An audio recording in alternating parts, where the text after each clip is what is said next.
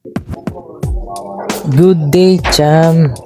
Mayroon tayong panibagong session na naman.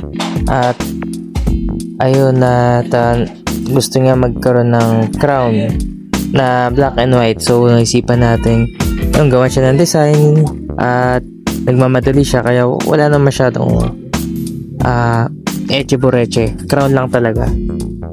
So, eto ang crown ay nagsisimbolize ng power, authority, leadership, at royalty, diba?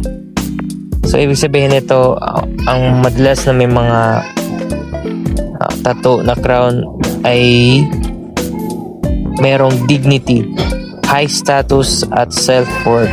Yan. Napakaganda ng ganitong klaseng tattoo, lalo na kung colored or kundi lang crown, meron siyang mayroong